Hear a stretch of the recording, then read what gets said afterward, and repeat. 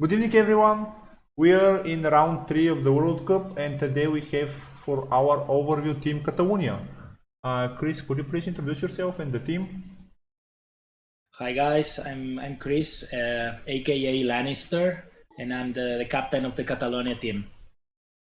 Uh, so, a little bit about the team. Last time it was Andorra, I think. Yeah, yeah, man.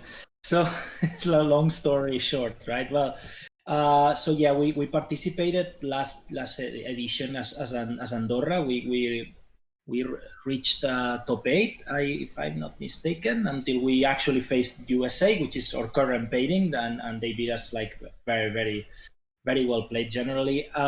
So yeah, we were Andorra now, which was kind of, as everybody knows already, like sort of an arrangement in order for us to participate. But this edition, we made it up for Catalonia, which is actually feels more real for us, and we are like super motivated to participate again. So, what are the ambitions this time around? Well, last edition, I mean, our team showed to be competitive enough. I think the format was also new for everyone. We weren't like really playing with open lists. I think was something absolutely new for every single member of the team, right? And that has implications on the way you build the decks. I'm definitely not saying that was the reason we didn't go further, but definitely that helps. And I think we learned from that first edition. And for this edition, I mean, we don't to be honest, we don't know what our limit is, right? I mean, I think we did pretty well. We're very proud of what we achieved, and so far we've won two rounds, and it was like very strong performance so far. So we are happy, and now we are facing a very strong team again, and we're very excited about it. So yeah, no limits. Let's see what happens. Yeah, definitely. So, is it the same team? Did you change players? Did you recruit new players? Yeah, we only made one change. It's Mable. Now we have Hansen on board, and Mable passed to the substitutes, surrogates. I don't know how to say that. So yeah, it's pretty much just one change, which is our Lannister player. But yeah, all the rest of the team, we are the same people. So, so you're coming with an experience into the group as a general. Oh yeah, heaps of experience already. Heaps of experience, yeah. I mean, top eight is like, what was it? Five Swiss and like Sorry. 7 rounds last time. So you made 7 rounds, played seven Yeah, games. I So Yeah, man, it was very intense, honestly. I mean, I oh, just the restricted list has changed a lot. I think also the tournament, because I yeah. remember So last. yeah, last time we used FFG's restricted list. Now we have our own for the World Cup. So what are the thoughts on the team about the restricted list? Do you like the bans? Are you missing shadows? Oh yeah, well, I'm personally missing Shadows. I really like Shadows. However, I don't miss Sea of Blood. I think last edition felt like pretty much there was always at least there was always this Targaryen Sea of Blood there, right? And it was sometimes felt like was a lost match, and it was pretty much nobody wants to play this pairing. And I think this new restricted list feels fair. Also, the fact that there are some cards banned allowed some houses that are like right now not as strong as they should, maybe they got some cards back, and that's like raising those houses. So I think that, with the exception of Targaryen, Valyrian Steel, which I think in the current meta is a problem, I think all the other possible pairings feel very balanced. Like anybody could beat anyone. I feel like just bringing, for instance, Hightower back to Tyrell in my case, which is something that makes me very happy, just to see that shiny red tower on my board. I mean, it gives some depth to the deck, right? It draws more, it gives some extra punch of economy. So only with that, I mean, makes Tyrell slightly more competitive without like really feel like broken at all. Same thing happens with Stark. I mean, now bringing back Mira Reed, it just balance and makes the house like something to be more afraid of, for instance, right? Other houses, I think they were pretty strong. Well, I mean, what to say about Martel as well, right? I mean, now what's to come is not restricted, so makes like that like a very strong archetype as well that you need to really be paying attention to and preparing your decks for. So I think this new restricted list, for myself, I'm enjoying it so much and really enjoying it. It balanced a lot of the houses, but I think they left Targaryen Valyrian still as, alive, and feels it's pretty much one match that you're gonna lose and you're gonna win at the same time, because rarely a team is not gonna use it, right? I mean, there are a few I've seen, but it's I'll do my majorly best to prove you represented. wrong this week. I'll do my best to prove you wrong this week, but we'll see. Oh, you have that pairing, right? Yeah, I have that pairing versus Krasen. That's the thing. I mean, for instance, our player Sassy, the Targaryen player, he just won this tournament like this weekend, which is a very important Spanish tournament, the Zaragoza tournament. Zaragoza tournament. He beat Benji actually in the final. And yeah, I mean the deck feels super powerful. Like it's very difficult to like really find a way to beat it, unless you just build straight away strictly to beat that deck, which in a tournament which you can get any pairings is impossible, right? Yeah. So yeah, I think that's the only problem I find with this restricted list, with the Conclave restricted list as well. But on the other hand, I think we are liking it. Okay, great. How did you approach agenda combinations this time around? Faction agenda? We always had the same. Yeah, sorry. Were there agendas that you felt like this has to be played? Like example, you said Targaryen Valyrian Steel. Probably Star Crossing is on that list. Night's Watch Builders, with knowing that probably if you're thinking this, everyone else thinking, how did it affect the deck building? Also, the limit of one agenda. It wasn't easy this time because there was just the typical struggle with fealty. I mean, we always happens that our meta is like very Greyjoy friendly somehow, right? And we have Harren that he's a symbol of what Greyjoy is, right? Representing this house. And our Mystery Knight Pulpo, as his name says, which means octopus, he just plays also Greyjoy, right? So but at the same time, we really felt that Stark Fealty was having Mira Reed and Wyman and everything felt like a very great opportunity to build a strong control deck around it, right? So there was the struggle on what to do with Fealty, right? Because if we or Mystery Knight wanted Greyjoy Fealty as well, right? So we ended up having Greyjoy Winter for that, and we kept Stark Fealty. And curiously, our team just dropped very powerful agendas, which some of them I think were like an actual great opportunity, such as Wars to Come. We are not using it because our Martel player Varys really has played for so long Martel Wars to Come, and he felt that might be like kind of a very obvious choice for this tournament that everyone will be using and everyone will be ready. So he went for Martel Wolf, and so far has proven to be like very nasty. A very nasty choice. It's hurting so much, like mainly based on resets and all that. So yeah, and we want to be creative with Lannister, which we got Lannister Kraken with Hansen is like a very strong Shadows player. And it's funny because USA just matched some of our choices, right? They have Lanny Kraken as well. Scrap is Canada as well. Is my next opponent. Okay, Canada as well, you see. And also they have Martel Wolf as well. We just saw United States as well. So it's gonna be fun. But yeah, mostly I just felt for myself in my case that Castamere was a great opportunity for Tyrell now that the Hightower was back. I saw Guama also thought the same, and Johannes, for instance.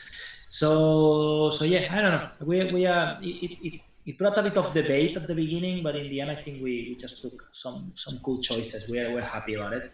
Okay. Then Mystery Knight. What is the Mystery Knight this time around? Yeah, as I mentioned, it's gonna be our second Greyjoy as last edition, which is Pulpo, and we are having Greyjoy Winter, so a bit of choke in the room.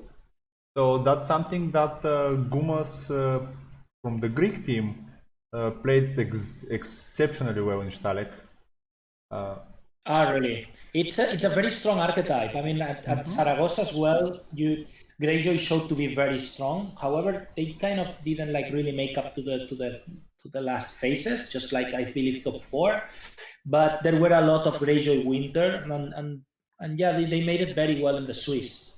So yeah, maybe that's a sign that the Conclave restricted list is actually somehow uplifting a bit Greyjoy.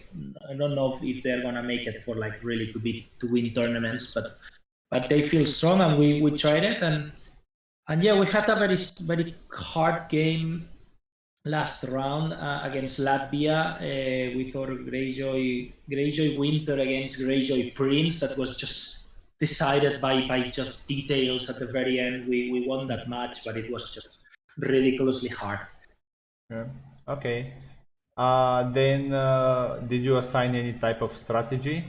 Did you try to figure out what other people will put where, or?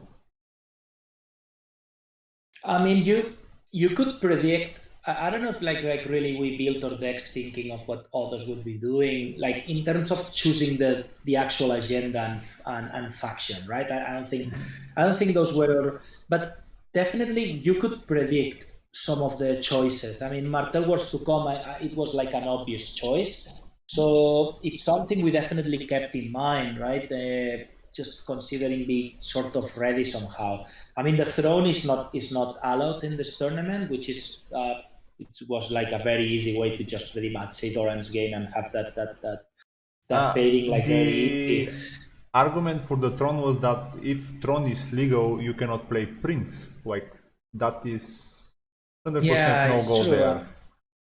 And also, if the lists are open, having the throne is pretty much choosing before the game what card you just don't want to see, right? And I understand. I understand it feels not cool, but yeah, you could understand that there were some obvious choices, right? And Oh, then you just definitely. kind of prepare ahead. If you know that everyone is going to play Targaryen Valyrian still, maybe weapons at the door feels like a very kind of an auto-include plot, right? Gives you the initiative. It's Hell kind of yeah. safe. I'm pretty sure that all Greyjoys are going to be carrying it.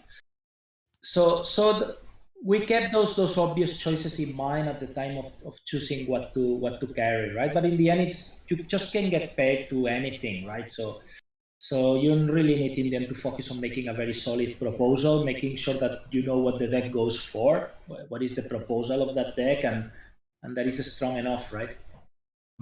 So then, when you're signing up, how did you choose the order? Who's going first, second, third? Or was it captain goes Well, first, next the next player, then the next player? last time I don't know, I don't know why I did that. You know, I probably I didn't sleep enough or something, but I just chose like I don't know 1, 2, 3, 4, 5, 6, 7. I just was like something very silly, and in the end we hated it. I mean, we just really felt like a lot of people, or I don't know, or some people did the same or something, but we were getting mirrors like every single round. It was like so annoying. So many mirrors all that tournament. We didn't enjoy it at all, and all that, getting paired like that. So for instance, myself, I don't know, for some reason, the last 3 rounds I got paired to Baratheon cohort with Andras Fulop, with I don't remember the previous one, but in the case I beat Andras Fulop, I would have been paired with Hanno Lunser. He had Baratheon. It wasn't cohort, but I mean, it was 3 Baratheons with kings and king plots at the same time, and I was carrying Tidal Shadows, right? So I don't know. We kind of all hated my number decisions, and they really didn't want me to just do this again without supervision. So I just made like some random shit. I just shared the screenshot. Pretty much people said that this looks random enough. Just send it. And well, so far, I mean, we got a mirror this time with Baratheon cohort, but so far it felt kind of cool. So hope we can maintain it this way. Okay, so time to go to look at what you prepared for us. Let's hope Sure. I loaded the correct decks because I may have forgotten to prepare in time. It says Markina should be yours. Yep. Yeah. So first is Baratheon Kohor, trading with Kohor. Looks like everyone's running this. One of the more popular agendas. It's a very strong archetype. I mean, Baratheon cohort pretty much with maybe with Conclave if you are more like a control player, but I think that Baratheon cohort is just strong, fast. It's very resilient, and it really can screw the others' strategies. It's very strong. Yeah. So I have the same question always that I have here. Why Celis and not Great Hall? Or I mean, Great Hall doesn't cut it for I think, but King Plot is very good to consider here. Why not King Plot? Do you know? I think Celice. Once you get Celice on board, then you just She gets kind of Bowers throw away. up. She gets Yeah, I Bowers mean, away. pretty much when you just throw up all the attachments at once, it feels like her mission is over, and you sort of have kind of hacked the economy issue, right? I mean, once you've done that, she's not necessary anymore, and you pretty much have built your sort of turret. So it feels kind of broken enough to choose it before even before King in the North. To be honest, for me, King in the North has been always an auto include plot in my Tyrell decks, except for Shadows, obviously. But now that it became restricted, I don't feel the same anymore about it. Just I feel like it's just a one shot thing that might not. I don't know. I feel like I prefer carrying restricted cards that I can use repeatedly every round, somehow, right? So now that it's only, I kind of agree with Marquina here with his choice. Using loan and using two plots of high economy, I think you can pretty much get enough to bring the big dude here, protect him with bodyguard, having some rollers around, get all the attachments at once, and you pretty much build your set there. And it's very difficult to beat. Yeah, as someone who's running Neville, I love big economy plots. They're my favorite. Yeah. It's a very good Next, one. next is Greyjoy Conclave. Yeah. Why Conclave? I think the problem of Greyjoy is that has amazing high costers, but sort of deficient low costers. And Harren, I think, makes this choice because he's been playing this for a while, and it's been very effective for him and very efficient. But it's true that the Maesters give like a very powerful set of icons, mainly intrigue icons. The Greyjoy doesn't have like low costers with interesting low costers with intrigue icons, for instance, but at the same time gives depth in terms of in so many ways, right? In terms of mainly, I mean, the conclave agenda with the Archmaester, it's Marwyn is very powerful. He can get extra access to the Risen, to Risen from the Sea, to bringing up copies. I think it's a very kind of a drawing engine, which is something that always hurts Greyjoy somehow. And mixing up with the Drowned God Fanatics, which are probably the most powerful low costers from Greyjoy, I think that becomes like a very complete deck. Maybe it's not as strong in terms of choking and location stealing like Harren maybe is kind of half as used to it, but I think at the same time feels like a very complete deck. So we're happy about it. Also allows you to play out with, which is a very strong canceller. Especially with open information, it's amazing. Yeah, it is. It is. I see that you have glass candles, corpse rake shenanigans. Yeah, So, there's definitely some nice steel, some nice stealage. So yeah, but I mean, Harren generally, I mean, I'm more used to kind of find him playing this typical Greyjoy fealty that goes like so aggressive for your economy, right? For we do not so nothing burns like the cold and just stealing everything with Euron. I think the Conclave deck maybe is more versatile somehow. It just maybe allows you to have different type of playing.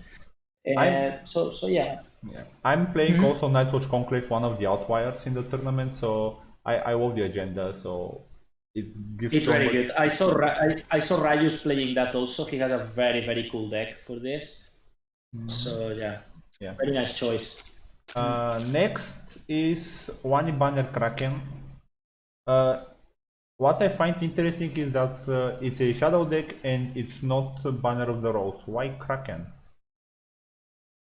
Because I mean, I think it's an amazing. I mean, it's an amazing choice. This deck for me is just amazing. I think Hansen made he's a very special guy in terms of deck building, and he made an amazing work here because I mean, definitely Night Flyer is a very powerful shadow card. It's a game changer. and the chance of repeating it several times with Tyrion Lannister, I think as he did to Wilco on the first round against the Netherlands, I think it's just like a very cool abusive combination, right? At the same time, you keep the Nighttime Marauders, which can just pretty much burst any game in just one go.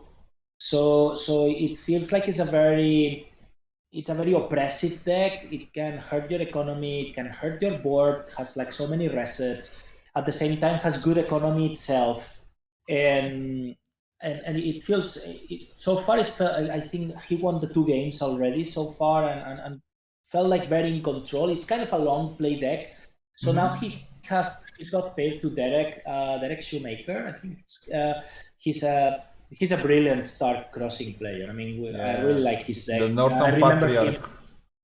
he beat Harren in the top. I believe if I'm not mistaken in the last edition, he's a very good player and he's fast. So it's gonna be a very interesting match to see because it's gonna be all about Hansen trying to control him or not, and let's see what happens there. Yeah. Okay, so next we have Martel Wolf, as we said. Oh yeah, Martel Wolf was actually, to be honest, like kind of a last minute choice that I mean, I just told Juan. He was sort of not happy about Martel Wars to come. He felt very predictable, right? It's pretty much a one-win condition, and he was in our testing. He was getting beaten. That doesn't make it Eh? weak. Doesn't make it weak that it's only one No, win but condition. it was, yeah, but it was a very kind of clear choice for everyone, right? So I mean, if you make the homework, I guess you're gonna be ready for that somehow, and also decks with lots of like big dudes with like powerful power icons. I think made like suffer a lot that deck.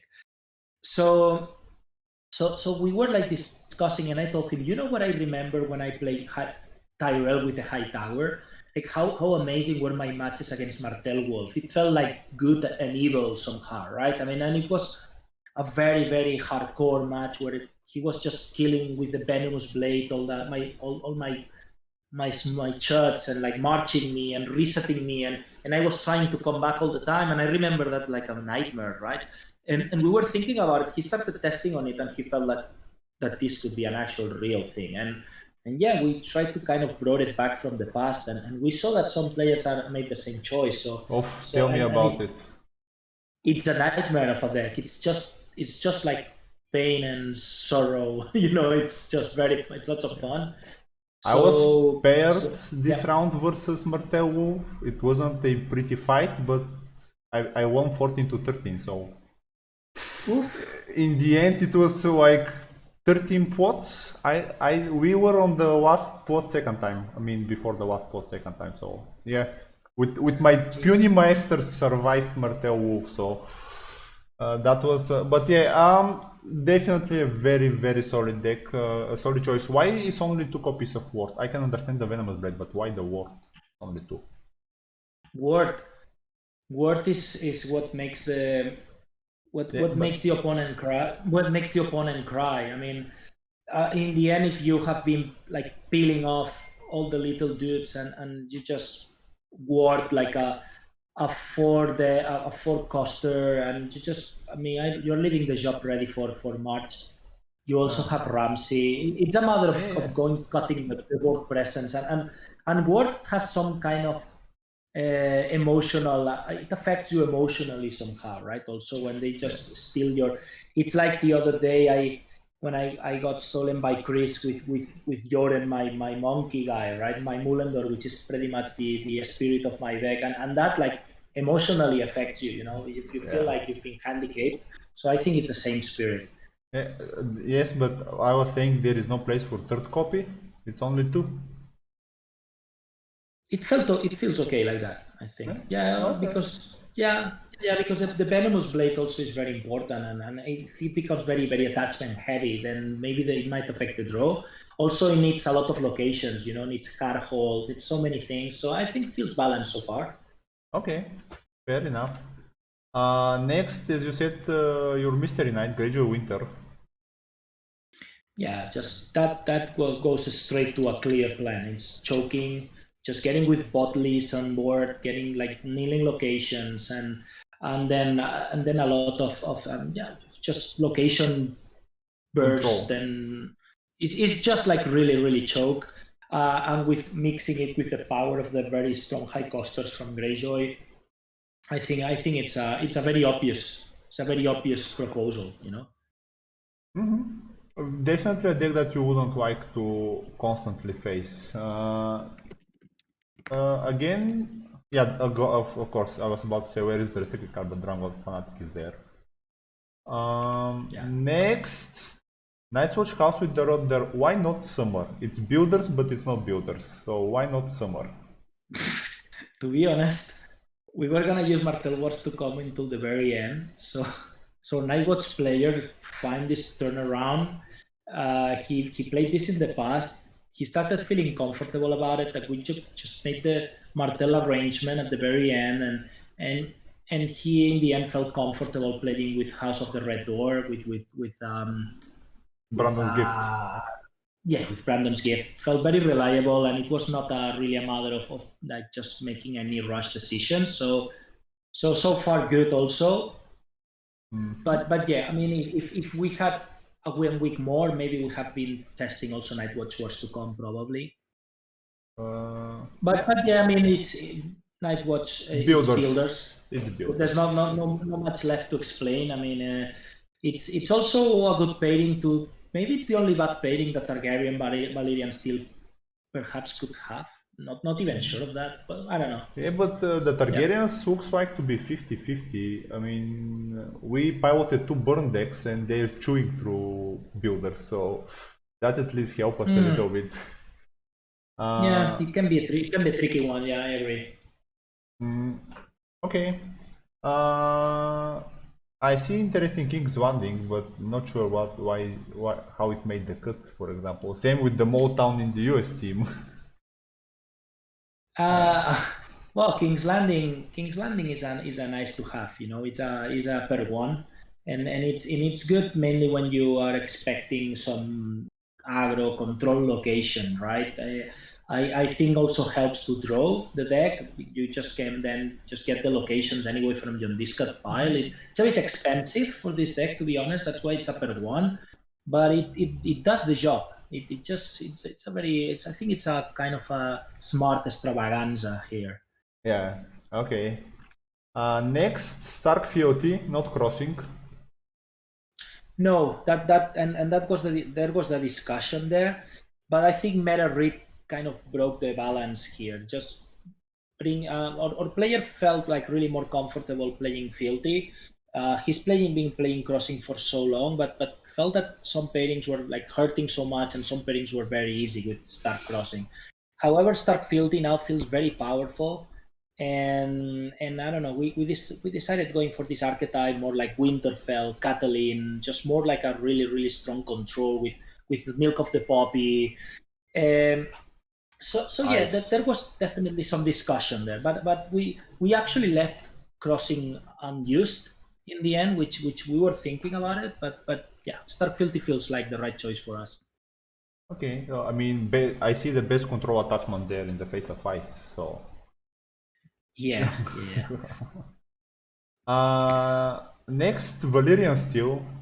As we already said, it's good to have each attachment 4 times in your deck. No, not much to say. Also, Safi just won that massive tournament. He's a champion, and he has now like a champion deck.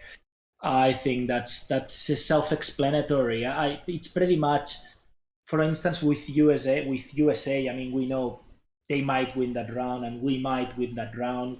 We never know, but you have a high percentage of considering that those 2 rounds done somehow.